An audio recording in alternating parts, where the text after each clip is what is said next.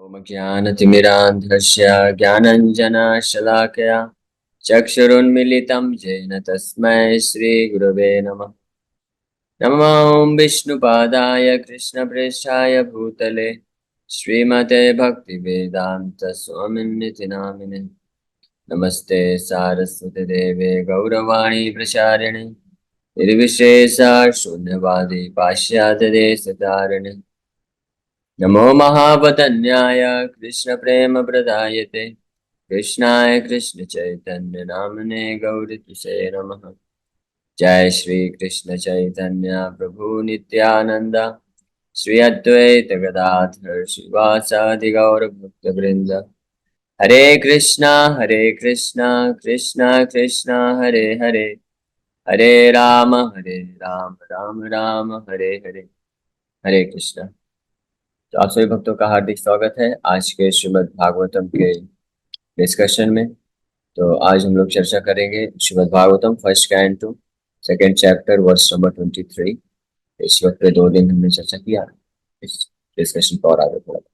सत्वं रजस्तमिति प्रकृतेर्गुणास्ते युक्तः परपुरुष एकैहाश धत्ते स्थिति आदये हरिविरिञ्चि हरेति संज्ञा श्रेयांसि तत्र खलु सत्वतनो नृणां स्युः।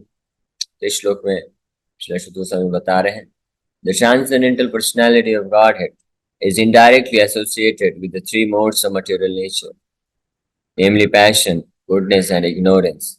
And just for the material world's creation, maintenance, and destruction, he accepts the 3 qualitative forms of Brahma, Vishnu, and Shiva.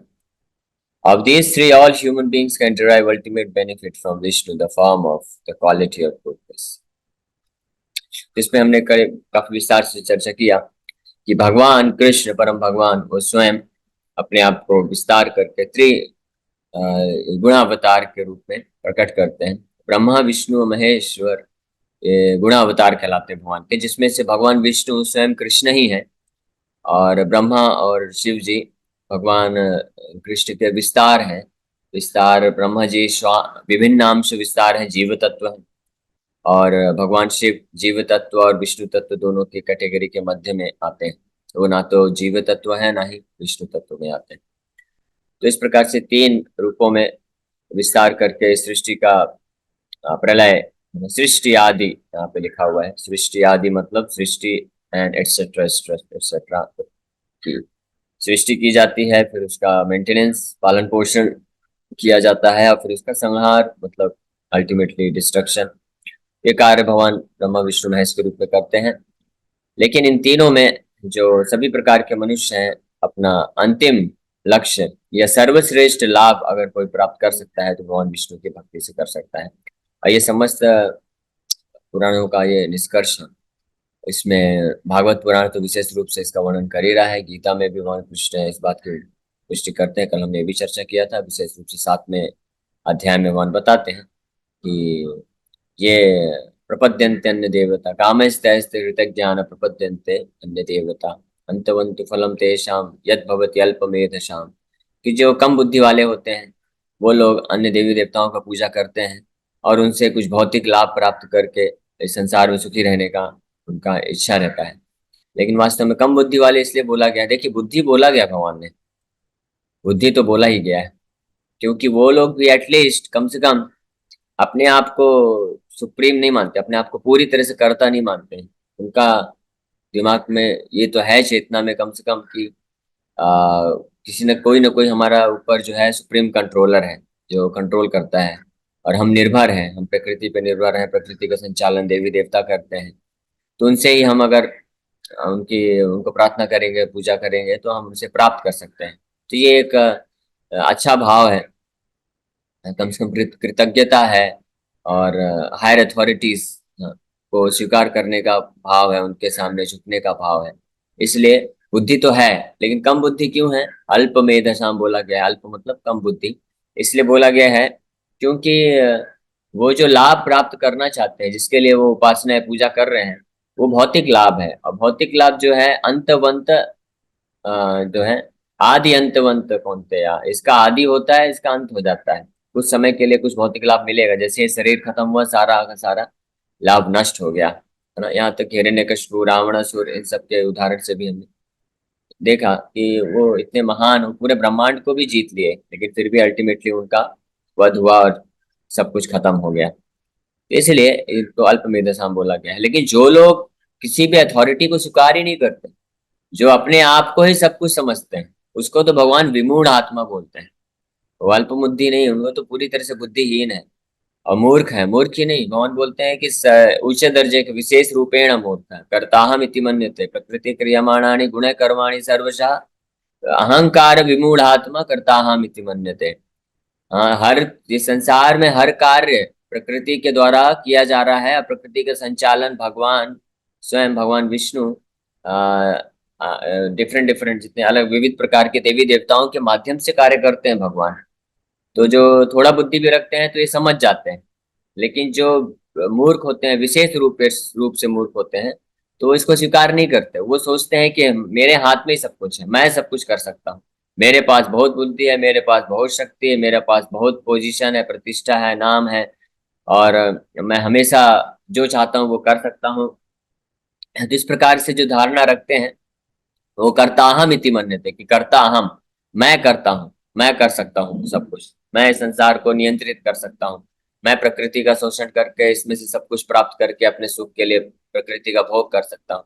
इस प्रकार से ईश्वर अहम बलवान सुखी, गीता के 16वें अध्याय में भगवान आश्री प्रवृत्ति का वर्णन करते हुए इसका डिटेल में एक्सप्लेनेशन देते हैं। ये तो थर्ड चैप्टर में भगवान बोले प्रकृति क्रियामान अहंकार विमूढ़ आत्मा। इसी को और अच्छे से डिटेल में चर्चा 16वें अध्याय में भगवान करते हैं, यहाँ पे दैवी प्रवृत्ति और आश्री प्रवृत्ति का वर्णन करते हैं। तो इस प्रकार से ये भाव रखने वाले लोग जो होते हैं वो विशेष प्रकार से मूर्ख होते हैं।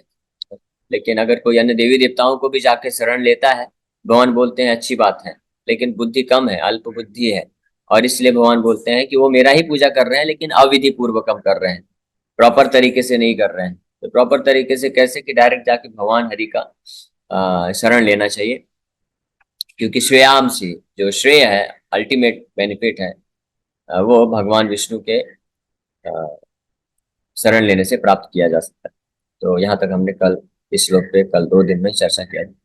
अब इसका तात्पर्य पढ़ के हम लोग थोड़ा और आगे। That Lord Shri Krishna by his plenary parts should be rendered devotional service as explained above is confirmed by this statement. Lord Shri Krishna and all his plenary parts are Vishnu Tattva, or the Lordship of Godhead. From Shri Krishna, the next manifestation is Baladev. From Baladeva is Sankarshan, from Sankarshan is Narayana, from Narayana there is the second Sankarshan, and from this Sankarshan the Vishnu Purusha Avataras. यहाँ तक आध्यात्मिक जगत में विस्तार करते हैं। तो इस श्लोक में निश्चित रूप में ये उपदेश दिया जा रहा है कि भगवान कृष्ण का उनके समस्त प्रकार के जितने भी अवतार हैं उनके साथ जो है वर्षिप पूजा करना चाहिए, सेवा करना चाहिए। भगवान कृष्ण का या भगवान के जो भी अवतार हैं, रामादिमूर्ति शुक्ला नियमेन तिष्ठन् नाना अवतार अकरोध विगुणानि। तो इस श्लोक में ब्रह्मा जी पुष्टि करते हैं कि रामादि मूर्ति शुक्ला नियमेन, ऐसे करोड़ों करोड़ों भगवान अवतार लेते हैं, जिसमें से प्रमुख जो है राम भगवान, रामचंद्र भगवान, इससे सबसे पहला नाम आता है रामादि मूर्ति शुक्ला नियमेन तिष्ठन्। क्योंकि भगवान रामचंद्र के पास भी असीमित मात्रा में षडैश्वर्य है, जीव गोस्वामी इसका वर्णन करते हैं, कल हम इसके ऊपर चर्चा कर रहे थे। तो और अन्य भी जितने भी अवतार हैं, भगवान रामचंद्र, नरसिंह भगवान, वराह अवतार, कूर्म अवतार, और अन्य अन्य जितने भी अलग अलग अवतार हैं भगवान विष्णु के, विष्णु तत्व, तो उनका अगर कोई सेवा करता है, पूजा करता है, तो वो सर्वश्रेष्ठ लाभ प्राप्त कर सकता है। और फिर यहाँ पे वर्णन किया जा रहा है भगवान कृष्ण ही है जो अपना विस्तार करके बलराम बनते हैं, फिर बलराम के विस्तार से संकर्षण बनते हैं, आध्यात्मिक जगत के संकर्षण। वही संकर्षण इस भौतिक जगत में विस्तार करके अनंत शेष के रूप में आते हैं। अनंत शेष को भी संकर्षण के नाम से जाना जाता है, बलदेव भी संकर्षण है। तो जो मूल संकर्षण है आध्यात्मिक जगत में, वो बलदेव जी से प्रकट होते हैं, और वो मूल संकर्षण से नारायण प्रकट होते हैं। वासुदेव अनिरुद्ध प्रद्युम्न, वासुदेव संकर्षण अनिरुद्ध प्रद्युम्न, ये पहला चतुर्युग प्रकट होता है।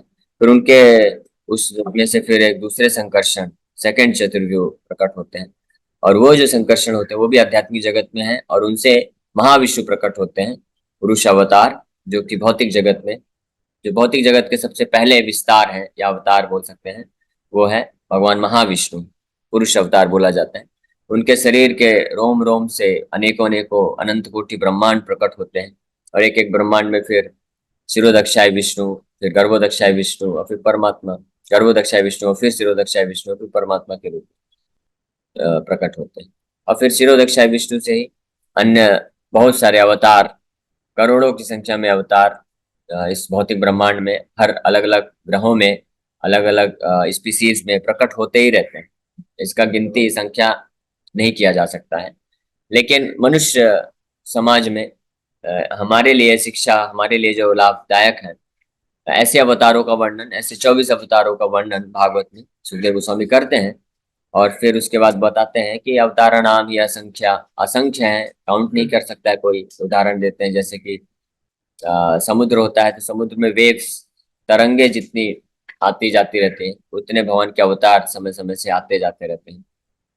अलग अलग मनुष्य योनियों में, पशु योनियों में, पेड़ पौधे की योनियों में भी भगवान जाके अवतार लेते हैं, और पृथ्वी में लेते हैं, और अन्य ग्रहों में भी लेते हैं। ऐसा नहीं कि वो पृथ्वीवश में रहते हैं, हर अलग अलग जगह अवतार लेते हैं भगवान। जैसे वामन देव अवतार हुए थे स्वर्ग लोक में, इंद्र के भाई के रूप में, छोटे भाई के रूप में प्रकट हुए। और गीता में भी भगवान 4थे अध्याय के पहले श्लोक में बताते हैं, इमं विवस्वते योगम प्रोक्तवान अहम अव्ययम। यानी सूर्य लोक में भी भगवान अवतार लेके जब गए थे, तो उन्होंने विवस्वान सूर्य के देवता को गीता का ज्ञान सुनाया था, और वही ज्ञान अर्जुन को भी सुना रहे हैं, वापस से रिपीट कर रहे हैं। तो ऐसे प्रमाण मिलते हैं, और भी अन्य ग्रंथों में हिंट मिलता है कि अन्य ग्रहों में भी भगवान अवतार लेते हैं समय समय पे। और अलग अलग स्पीसीज, जितनी भी स्पीसीज है, 84 लाख स्पीसीज है, भगवान उसमें भी अवतार लेते हैं उनको प्रोटेक्शन देने के लिए।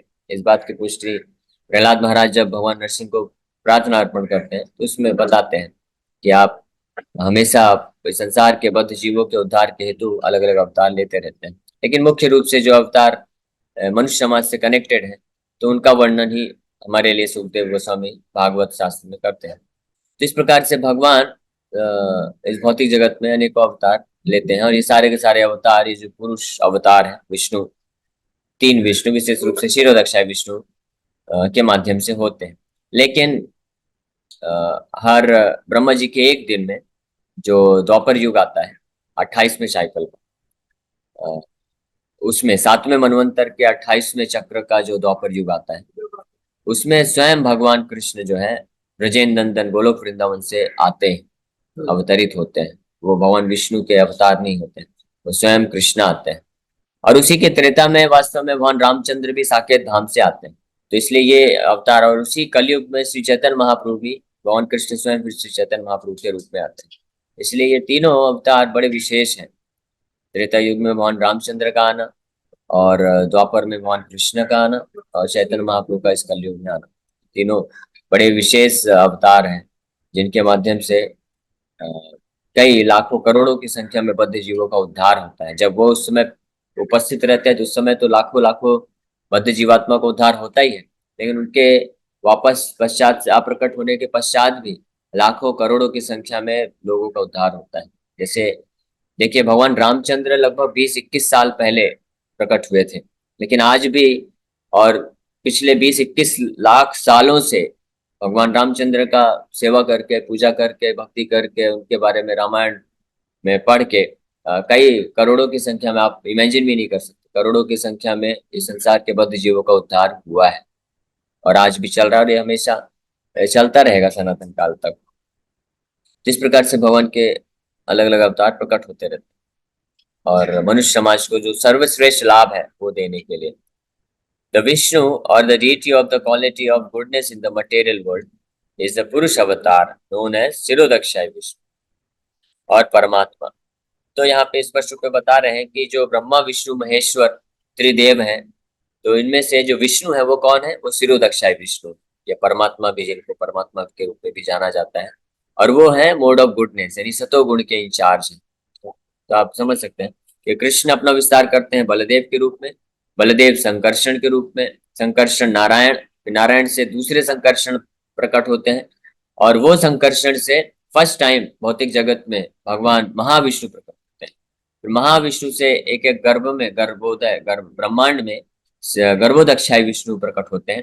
फिर गर्भोदक्षाई विष्णु से सिरोदक्षाई विष्णु आते हैं, जो उस एक पर्टिकुलर जो ब्रह्मांड होता है उसको मेंटेन करते हैं। और वो जो है ये गुणावतार होते हैं, वो सिरोदक्षाई विष्णु, वो ब्रह्मा विष्णु महेश्वर जो त्रिदेव बताए गए हैं उसमें से वो उन विष्णु का, सिरोदक्षाई विष्णु का नाम आता है। और वही वास्तव में इस भौतिक जगत, भौतिक ब्रह्मांड का पालन पोषण करते हैं और समय समय पे वही अवतार लेते हैं प्राय जनरली। लेकिन ब्रह्मा जी के एक दिन में स्वयं भगवान कृष्ण आते हैं, ऐसा वर्णन प्राप्त होता है। Brahma is the deity of rajas और passion and Shiva of ignorance. They are the three departmental heads of the three qualities of this material world. क्योंकि ये पूरा भौतिक जगत जो है इन तीन गुणों पे आधारित है, तीन गुणों के प्रभाव में।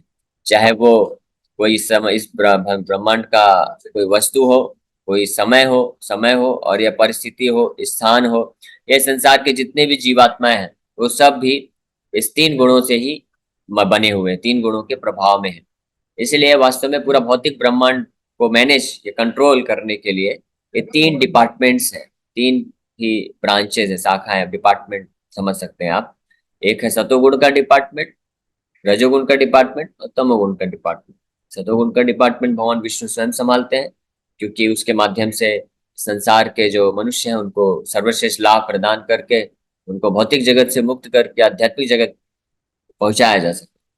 और रजोगुण का जो डिपार्टमेंट है उनके इंचार्ज है ब्रह्मा जी, जिसके द्वारा वो सृष्टि करते हैं, भौतिक अलग अलग ग्रहों का सृष्टि करते हैं, अलग अलग स्पीसीज का सृष्टि करते हैं, अलग अलग जो भी मटेरियल रिसोर्सेज है यानी भौतिक प्रकृति में जो भी हमको प्राप्त होता है उसका सृष्टि करते हैं।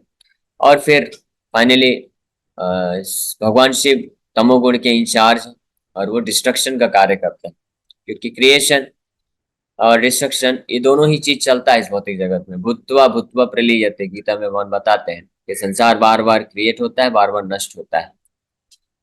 हर वस्तु का इस संसार में डेट ऑफ बर्थ है और डेट ऑफ डेथ है, डेट ऑफ क्रिएशन और डेट ऑफ डिस्ट्रक्शन होता ही है। और डेट ऑफ क्रिएशन और डेट ऑफ डिस्ट्रक्शन के बीच में डिट्रायरेशन या डिग्रेडेशन है ना, उसको बोलते हैं कि वो नष्ट होता है धीरे धीरे धीरे धीरे, है ना। इसलिए तो बोलते हैं, इंग्लिश में कहावत है, time and tide wait for none. जो समय है और जो टाइड्स वेव्स होती है वो किसी का इंतजार नहीं करते। कोई व्यक्ति अगर सोचेगा, समुद्र के किनारे गया है कि नहाने के लिए, तो वो सोचेगा अभी बहुत सारी वेव्स आ रही हैं, थोड़ा वेट करता हूँ, जब वेव्स जो है आके रुक जाएगी तब मैं नहाऊंगा। तो उसका पूरा दिन निकल जाएगा ऐसे ही, वो नहा ही नहीं सकता है। क्योंकि वेव्स तो आते रहेंगी जाते रहेंगी, तुम्हारे लिए वेट नहीं करने वाली है। आपको नहाना है तो जाके जंप लगा के चुपचाप नहा के आ जाइए। उसी उसी प्रकार से समय, कुछ लोग बैठे रहते हैं कि जब समय आएगा, उचित समय आएगा तो हम ये कार्य करेंगे, फिर करेंगे नहीं करेंगे, अभी बैठ जाते हैं। कुछ लोग इसलिए भक्ति का भी उचित समय ढूंढते हैं कि जब समय आएगा, उचित समय आएगा, भगवान की कृपा होगी तो हम भक्ति करेंगे। लेकिन वो समय कभी नहीं आने वाला है, आपका समय आ जाएगा, है ना, इस भौतिक जगह, इस ब्रह्मांड को, इस शरीर को छोड़ के जाने के लिए। तो समय और तरंगों का इसलिए उदाहरण कंपैरिजन किया गया है। तो समय आता है, समय बाकी कार्य के लिए ठीक है, आप शुभ मुहूर्त निकालिए। आपको कोई धंधा खोलना है, दुकान खोलना है, कहीं नौकरी लेना है, एडमिशन लेना है, ये सब के लिए आप ठीक है, आप शुभ मुहूर्त निकालिए, गणना करिए, पूजा करिए। लेकिन भक्ति करने के लिए शुभ मुहूर्त का जरूरत नहीं है। जिस दिन जिस समय आपने भक्ति प्रारंभ कर दिया वही सबसे बड़ा शुभ मुहूर्त है। जिस दिन आप मंदिर आते हैं वो आपके जीवन का सबसे शुभ दिन है, ऐसे समझना चाहिए। जिस दिन आप हरे कृष्ण जप करते हैं वो सबसे शुभ दिन है आपके लिए। जिस समय आप बैठ के भगवान हरि का कथा सुनते हैं वो सबसे शुभ क्षण होता है, हमारे लिए शुभ समय होता है, उसको गंवाना नहीं चाहिए। और अगर हम अपने जीवन में चाहते हैं कि हमेशा शुभ समय बना रहे, तो हमेशा भगवान के बारे में सुनना चाहिए, हमेशा भगवान का नाम जप करना चाहिए, हमेशा भगवान का सेवा करना चाहिए। और भौतिक कार्यकलाप भी कर रहे हैं, कुछ लोग बोलेंगे हमेशा तो कैसे कर सकते हैं, भौतिक कार्यकलाप भी तो करना है ना, नहीं तो कैसे चलेगा शरीर। तो भौतिक कार्यकलाप करिए, मना नहीं है, लेकिन अगर आप इस चेतना में करते हैं कि भौतिक कार्यकलाप करने का उद्देश्य है कि मैं भगवान की भक्ति में आगे बढ़ सकूं, तो वास्तव में वो भौतिक कार्य नहीं रह जाता है, तो वो भी आध्यात्मिक में ट्रांसफॉर्म हो जाता है, वो आध्यात्मिक बन जाता है और वो भी आपके लिए शुभ शुभ हो जाता है। तो इसलिए जो भक्त होते हैं उनको अलग से शुभ घड़ी का इंतजार नहीं करना पड़ता है। Creation is made possible by Brahma's quality Creation is made possible by Brahma's quality of passion and his endeavor. It is maintained by goodness of Vishnu, and when it requires to be destroyed, Lord Shiva does it by the Tandav Nritya.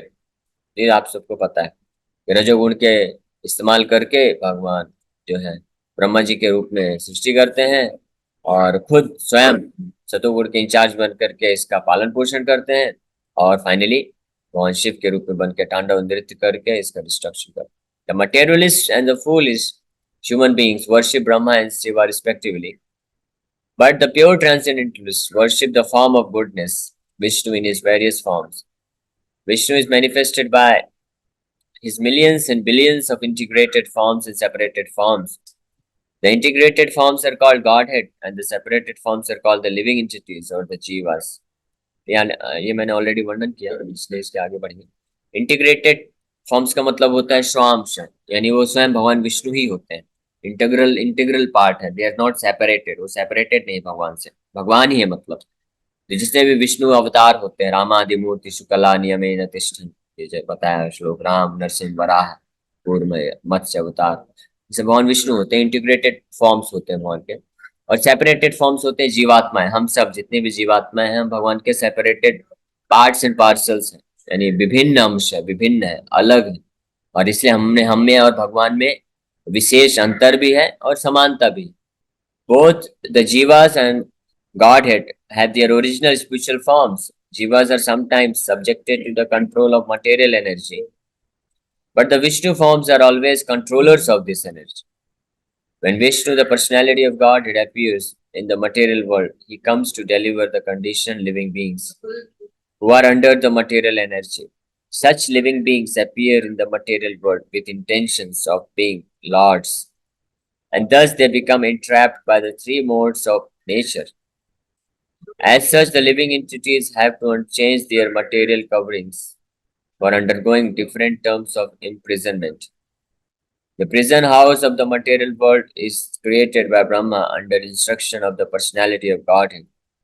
And at the conclusion of a kalpa, the whole thing is destroyed by Shiva. Kalpa का मतलब होता है ब्रह्मा जी के एक दिन हर चीज को destroy कर दिया जाता है। हर चीज मतलब ये तीन लोगों को, पृथ्वी और स्वर्ग और पाताल के लोगों को। ब्रह्मलोक, तपोलोक और सिद्धलोक ये डिस्ट्रॉय नहीं होते, ये फाइनली जब ब्रह्मा जी का जीवन कंप्लीट होता है तब डिस्ट्रॉय होते हैं। तो यहाँ पे अभी वर्णन प्राप्त हो रहा है कि भगवान विष्णु, भगवान कृष्ण अपना विस्तार करते हैं विष्णु के रूप में, जीवात्माओं के रूप में। लेकिन अंतर क्या रहता है, जितने भी भगवान विष्णु के अवतार है, विष्णु तत्व हैं, वो सबके सब नियंत्रक होते हैं, नियंत्रण करते हैं, कंट्रोलर्स होते हैं, मायाधीश होते हैं, यानी माया के स्वामी होते हैं, भौतिक प्रकृति के स्वामी होते हैं। और जो जीवात्माएं होती है वो मायाधीन होती है, यानी माया पे निर्भर होते हैं या कंट्रोल्ड बाय माया होते हैं, भौतिक प्रकृति के द्वारा नियंत्रित किए जाते हैं। और इसलिए जब ऐसी जीवात्माएं सेपरेट होके स्वतंत्र रूप में ईश्वर बनने के भाव से इस भौतिक जगत पे आधिपत्य जमाना चाहते हैं, इसको कंट्रोल करना चाहते हैं, तो ऐसी जीवात्माओं के लिए, ऐसे रिबेलियस सोल के लिए ब्रह्मा जी भगवान विष्णु के इंस्ट्रक्शन पे इस भौतिक सृष्टि का निर्माण करते हैं, जो कि जेल की तरह होता है। और भगवान शिव फिर समय समय पे इसका डिस्ट्रक्शन करते हैं, हर कल्प में, हर एक ब्रह्मा जी के हर एक दिन में। ये जितना भी ये है भूर भुव स्वाहा, ये तीन लोक है, तीन लोक नष्ट हो जाते हैं स्वर्ग लोक तक, और तपोलोक, सिद्धलोक, जनलोक, महारलोक और ब्रह्मलोक बचे रहते हैं, ये फाइनली डिस्ट्रॉय होते हैं। लेकिन हर दिन में ब्रह्मा जी का पूरा स्वर्गलोक साफ हो जाता है, पूरा पृथ्वी लोक और अन्य बहुत सारे ग्रह साफ हो जाते हैं। वापस से जब ब्रह्मा जी का सुबह होता है तो वापस से भगवान ब्रह्मा जी अपनी सृष्टि करते हैं। तो इसलिए सृष्टि और ये प्रलय, ये दोनों कार्य चलता रहता है, भूतवा भूतवा प्रलयते, तो इसको पार्शियल डिस्ट्रक्शन बोलते हैं। और फाइनल डिस्ट्रक्शन होता है ब्रह्मा जी के आयु जब कंप्लीट होती है, तो उसमें पूरा भौतिक ब्रह्मांड का डिस्ट्रक्शन कर देते हैं भगवान Shiva. But as far as maintenance of the prison house is concern, it is done by Vishnu as much as the state prison house is maintained by the state. Anyone, therefore, who wishes to get out of this prison house of material existence, which is full of miseries like repetition of birth, death, old disease, and old age, must please Lord Vishnu for such liberation. Lord Vishnu is worshipped by devotional service only, and if anyone has to continue prison life in the material world, He may ask for relative facilities for temporary relief from the different demigods like Shiva, Brahma, Indra, and Varuna. No demigod, however, can release the imprisoned living being from the conditioned life of material existence. This can be done only by Vishnu. Therefore, the ultimate benefit may be derived from Vishnu, the personality of God. इसमें जो वर्णन अभी किया है वो already हमने चर्चा कर दिया है कि अगर कोई भी व्यक्ति, बुद्धिमान व्यक्ति, इस भौतिक संसार से अपने आप को मुक्त करना चाहता है तो निश्चित रूप में उसको भगवान विष्णु का सेवा करना चाहिए। और अगर कोई चाहता है इसी भौतिक संसार में रहना चाहता है, बंधन में रहना चाहता है, दुख में रहना चाहता है और भौतिक जगत में ही रह के जो है अपना एग्जिस्टेंस बढ़ाना चाहता है तो वो अन्य देवताओं का पूजा कर सकता है, भौतिक लाभ मिलेगा, लेकिन इसी संसार में वो फंसा रहेगा। ये श्लोक बहुत सुंदर श्लोक है। इससे यही निष्कर्ष निकलता है कि हर मनुष्य को अपना अंतिम सर्वश्रेष्ठ लाभ को की प्राप्ति के हेतु भगवान विष्णु के चरण कमलों का आश्रय लेकर के उनका सेवा। Hare Krishna. Thank you very much. आप सभी भक्तों का बहुत बहुत धन्यवाद कि आप लोग आए और आपको विनम्रता पूर्वक सेवा किया। किसी भक्त का कोई प्रश्न है तो पूछ सकते हैं। हरे कृष्ण प्रभु जी, दंडवत प्रणाम। प्रभु जी, thank you very much for the wonderful class. एक मन में आ रहा था कि भगवान दत्तात्रेय जो है वो भी क्या डेमिगॉड्स में आते हैं?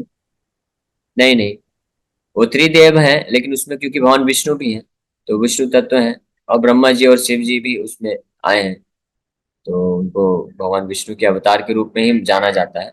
लेकिन अगर कोई भगवान दत्तात्रेय का पूजा करेगा उनको देवता समझ के कुछ भौतिक लाभ को प्राप्त करने के लिए तो उसको भौतिक लाभ ही मिलेगा। लेकिन अगर उनको कोई भगवान विष्णु समझ के पूजा करता है तो आध्यात्मिक लाभ भी प्राप्त कर सकता है। हरे कृष्ण प्रभु जी, तो जो आपने भूत भुव स्वर वाला समझाया ये मेरे समझ में नहीं आ पाया है।